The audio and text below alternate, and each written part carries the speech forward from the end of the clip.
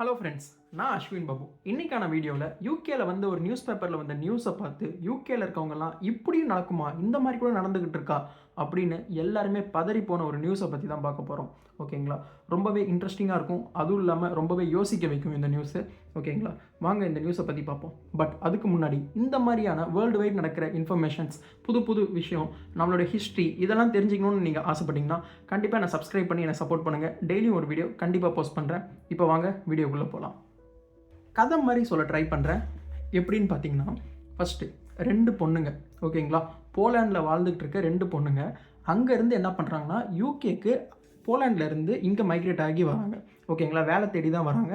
So 2 பேரும் அங்கேருந்து வராங்க. வேலை தேடி இங்கேருந்து சில வேலைகள்லாம் கிடைக்குது. ஒருத்தங்க வந்து ஒரு புட்சர் ஷாப்புக்கு இந்த கறி வெட்டுவாங்க இல்லைங்களா, அந்த மாதிரி கடைக்கு வேலைக்கு போகிறாங்க. இன்னொருத்தங்க வேறு ஒரு வேலைக்கு போகிறாங்க. அது ஸ்பெசிஃபிக்காக எங்கேயுமே மென்ஷன் பண்ணல. 2 பேர் பொண்ணுங்களோட பேரும் வந்து பார்த்திங்கன்னா, ஒருத்தங்க பேர் ஆனா, இன்னொருத்தங்க பேர் வந்து பார்த்திங்கன்னா இசபெல்லா. இவங்க 2 பேருமே போலாண்ட் தான் அவங்களோட நேட்டிவ். அங்கேருந்து யூகேக்கு ஒரு வாழ்வாதாரம் தேடி தான் வந்திருக்காங்க. இந்த மாதிரி வரும்போது இவங்க 2 பேரும் சேர்ந்து வாழ்கிறாங்க. இவங்க 2 பேருமே வந்து பார்த்திங்கன்னா ஒரு ரிலேஷன்ஷிப்பில் இருக்காங்க. ஓகேங்களா? இந்த இதில் சொல்லுவாங்க இல்லைங்களா, 2 பேருமே வந்து சேர்ந்து தான் வாழ்கிறாங்க. இவங்க 2 பேரும் ஒரு சின்ன ரிலேஷன்ஷிப்பில் இருக்காங்க. ஆமாங்க, பொண்ணும் இருக்கிற ரிலேஷன்ஷிப் தான். ஸோ அந்த மாதிரி ரிலேஷன்ஷிப்பில் வாழ்ந்துட்டு இருக்கும்போது இவங்க 2 பேரோட லைஃப் எல்லாமே நார்மலாக தான் போய்கிட்டு இருக்கு. இவங்க வந்த காலம் வந்து பார்த்திங்கன்னா, யூகேக்கு வந்தது வந்து 2009க்கு வராங்க. 9ல் தான் வந்திருக்காங்க. ஸோ நார்மலாக வந்து இப்போது இந்த வெஸ்டர்ன் கல்ச்சர்லாம் இருக்குது இல்லைங்களா, அதை பேஸ் பண்ணி தான் இவங்க வாழ்ந்துகிட்டு இருக்காங்க. ஸோ 2 பேருக்குள்ளேயும் சின்ன சின்ன சண்டைகள் வருது, நார்மலாக வாழ்கிறாங்க, சில கருத்து முரண்பாடுகள் வருது. ஸோ இந்த மாதிரி வந்துக்கிட்டு இருக்கும்போது இவங்களுக்குள்ளே வந்து பார்த்திங்கன்னா ஒரு சின்ன பிரச்சனை ஆரம்பிக்குது. அது என்னன்னு பார்த்திங்கன்னா, இந்த ஆனான்றவங்க இசபெல்லா கிட்ட என்ன சொல்கிறாங்கன்னா, நீ வந்து ஒரு ரீஅசைன்மெண்ட் சர்ஜரி பண்ணி நீ வந்து ஒரு மேலாக மாறு, அது மாதிரி மாற முடியும். ஒரு பெண் வந்து அப்படியே ஃபுல்லாக ஆண் மாதிரியான ஒரு தோற்றத்தோட அவங்களால மாற முடியும். அவங்களுடைய உறுப்புகளும் மாற்றப்படும். ஓகேங்களா? அதையும் தெரிஞ்சுக்கோங்க. ஸோ இதில் வந்து ஆனா வந்து சொல்கிறாங்க, இது மாதிரி இசபெல்லா கிட்ட நீ வந்து மாறிடு அப்படின்னு சொல்கிறாங்க. இசபெல்லாவுக்கு கொஞ்சம் கூட பிடிக்கவே இல்லை. எங்களால் அது மாதிரி மாற முடியாது, நம்ம எதுக்கு வந்தோமோ அந்த வேலையை பார்ப்போம். அவங்களோட லைஃப் வந்து இதுவே மாதிரி போய்கிட்டு இருந்துச்சு. சின்ன சின்ன சண்டைகள் வருது. அவங்களால அக்செப்ட் பண்ணிக்க முடியல அந்த சண்டைகளெல்லாம். ஒரு காலத்தில் அந்த சண்டை வந்து அவங்களால எதுவுமே பண்ண முடியாமல் பெரிய லெவலுக்கு போய் அடிதடியிலையும் போய் முடியுது. ஓகேங்களா? ஸோ இந்த மாதிரி நடந்துகிட்டு இருக்கும்போது என்ன பண்ணுறாங்கன்னா, இவங்க 2 பேருக்குள்ள சண்டை ஏற்பட்டு ஆனா வந்து இசபெல்லாவை கொன்னுடுறாங்க. ஓகேங்களா? கொன்னுட்டு அவங்க என்ன பண்ணுறாங்கன்னா, அவங்க போய் சரண்டர் ஆகுறாங்களா, வேறு எதையும் ஓடி போகிறாங்களா, அது மாதிரி பார்த்தா எதுவுமே கிடையாது. நான் சொன்னேன் இல்லைங்களா, இவங்க வந்து ஒரு புட்சர் ஷாப்பில் வேலை செஞ்சுட்ருக்காங்க. இவங்களோட கீ ரோலே வந்து அந்த புட்சர் ஷாப்பில் வந்து பார்த்திங்கன்னா, மோஸ்ட்லி வெஸ்டர்ன் கண்ட்ரீஸ்லலாம் வந்து புட்சர் ஷாப்பில் வந்து ரொம்ப க்ளீன் அண்ட் நீட்டாக இருக்கும். அதுவும் இல்லாமல் ஸ்பெசிஃபிக்காக ஒரு ஃபிஷ் அப்படின்னா அங்கே இருக்க அந்த ஃபிஷ்ஷோட முள்ளை கூட ரிமூவ் பண்ணுறது கூட ஒரு வேலையை வச்சுருப்பாங்க புட்சர் ஷாப்லேயே. ஸோ இங்கே வந்து பார்த்திங்கன்னா இந்த ஆனான்றவங்க எலும்பையும் சதையையும் பிரிக்கிற மாதிரியான ஒரு வேலையில் தான் ஸ்பெசிஃபிக்காக இருக்காங்க. ஸோ அதையே வேலை செஞ்சு அவங்க என்ன பண்ணியிருக்காங்கன்னா, இசபெல்லாவை கொன்று ஸ்பெயினை கட் பண்ணி பெரிய கத்தி, ஒரு டர்க்கிஷ் யூஸ் பண்ணுற கத்தியை வச்சு கட் பண்ணி அவங்கள பார்ட்ஸ் அண்ட் பார்ட்ஸாக பிரிக்கிறாங்க. ஓகேங்களா? பீஸாக பிரித்து டேப்பு போட்டு சுற்றி பெரிய மூட்டையில் போட்டு அவங்களுடைய பேக்யார்டில் போய் புதைச்சிடுறாங்க. ஓகேங்களா? உண்மையிலே இது நடந்த கதை. பேக்யார்டில் போய் புதைச்சிடுறாங்க. இவங்க வெளியில் யாருமே சொல்ல. அக்கம் பக்கத்துலேருந்து நிறைய பேர் கேட்குறாங்க, என்ன ஆச்சு, இசபெல்லாவை வந்து யூஸ்வலாக பார்க்க முடியும், இந்த மாதிரி கேட்க ஆரம்பிக்கிறாங்க. சில அங்கே பக்கத்தில் இருக்க கடைகளில் அங்கெல்லாம் கேட்குறாங்க. ஏன்னா பக்கத்தில் சின்ன சின்ன ஷாப்ஸ்லாம் இருக்கும்ல, அக்கம் பக்கத்தில் இருக்கவங்க பெருசாக வந்து நோட் பண்ண மாட்டாங்க. பட் ஸ்டில் வந்து யூஸ்வலாக இருக்க ஒருத்தங்க இல்லைன்னு சொல்லிட்டு நிறைய பேர் கேட்க ஆரம்பிக்கிறாங்க. அதுவும் இல்லாமல் அவங்களுடைய ஃபேமிலியிலேருந்து, போலாண்ட்லேருந்து ஃபேமிலி இருக்காங்க இல்லைங்களா, அவங்களுமே வந்து ஆனாவை வந்து கேட்க ஆரம்பிக்கிறாங்க.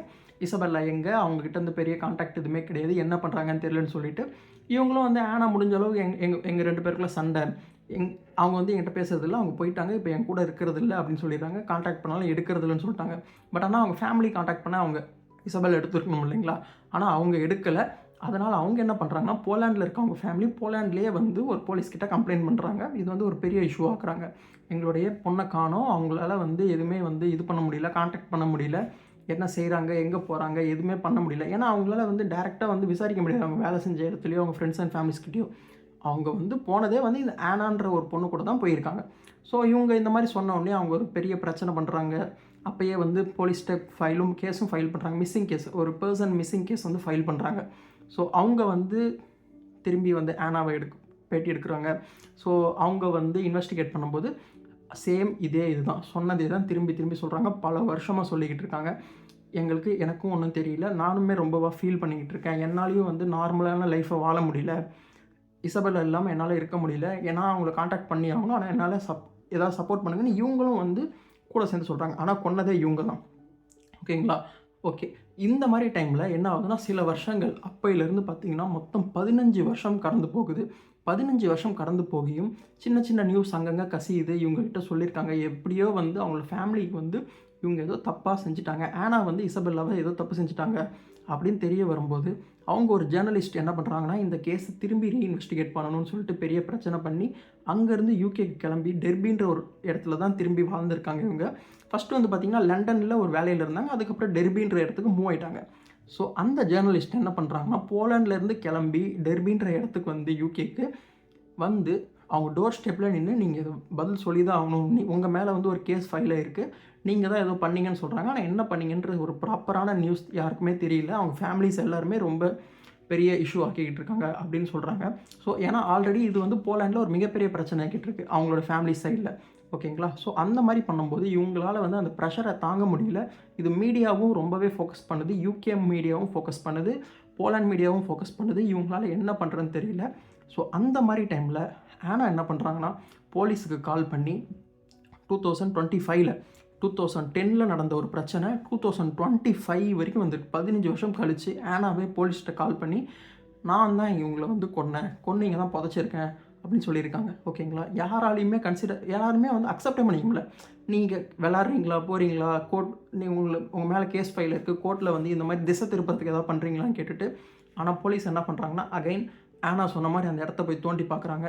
தோண்டி பார்த்தா அங்கே கிடச்சது வெறும் எலும்புகளும் சின்ன சின்ன சதைகளும் மட்டும்தான் கிடச்சிருக்கு. அவங்க இருந்த அடையாளமே தெரியாத அளவுக்கு மோசமாக அவங்கள வந்து கூறாக கட் பண்ணி ஒரு கொடூரமாக கட் பண்ணி பேக் பண்ணி அவங்கள வந்து டம்ப் பண்ணியிருக்காங்க அவங்களோட பேக்யார்டில். நீங்கள் யோசிச்சு பாருங்கள், நம்ம ஊரில் இதெல்லாம் வந்து வீட்டுக்கு பின்னாடி ஒரு கோழி அறுத்தாலே எல்லாருக்கும் தெரிஞ்சு போயிடும், பக்கத்தில் இருக்க எல்லாருக்கும் தெரியும். பட் ஆனால் யோசிச்சு பாருங்கள், ஒரு ஆளை கட் பண்ணி ஒரு 30 வயசு ஆளை பீஸாக கட் பண்ணி அவங்க பேக் பண்ணி புதைக்கிற வரைக்கும் 15 வருஷமாக இவங்களாக வாயத்திறந்து சொல்கிற வரைக்கும் யாருக்குமே தெரியல.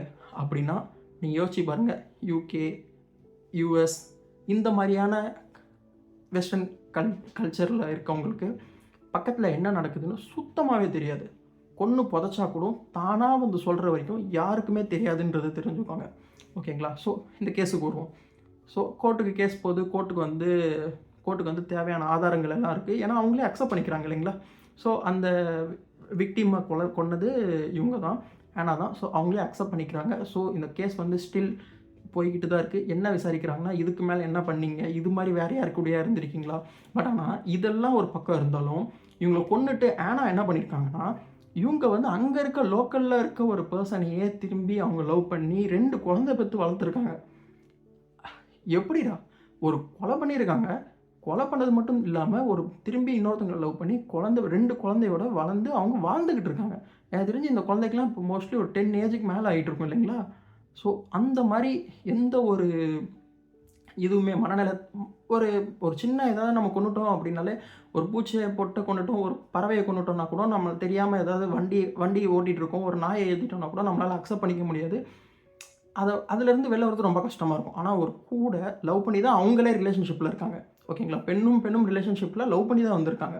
ஓகேங்களா? ஸோ அதையும் மீறி கொன்று அவங்களால வேற ஒரு 2 குழந்தை பெற்றுக்கிட்டு வளர்க்க முடியுது அப்படின்னா, அவங்களோட மைண்ட் செட் எப்படி இருந்திருக்கும், அவங்களுடைய மனநிலை எப்படி மற்றவங்களோட இருந்திருக்கும், அந்த குழந்தைங்களோட அவங்க எப்படி கொஞ்சி விளையாடி இருப்பாங்க, இதெல்லாம் நினச்சி பார்க்கும்போதே ரொம்ப ரொம்ப கஷ்டமாக இருக்குது.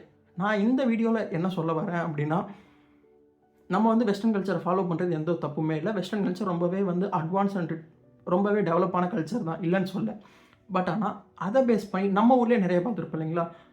பெண்ணியம் பேசுவாங்க, ஃபெமினிசம் பேசுவாங்க, ஃபெமினிசத்தை தப்பாக பேசுகிறாங்க. நான் ஃபெமினிசத்துக்கு எதிரானவன் கிடையாது. ஆணாக இருந்தாலும் பெண்ணாக இருந்தாலும் நான் என்ன சொல்கிறேன்னா, சுதந்திரம் எல்லாம் வேணும் தான். சில பேர்லாம் சொல்லுவாங்க இல்லைங்களா, ஒரு சுதந்திரம் வேணும், பெண்ணுடைய சுதந்திரத்தை பறிக்கிறீங்க அப்படின்னு சொல்லுவாங்க இல்லைங்களா? நான் அதை பற்றி பேச வரல. பட் ஸ்டில் பழைய டைலாக்காக இருந்தாலும் இதுதான் உண்மை. சுதந்திர கொடியாகவே இருந்தாலும் அதோடைய சுதந்திரம் தன்னுடைய கொடி கம்பத்தின் வரைக்கும் தான்.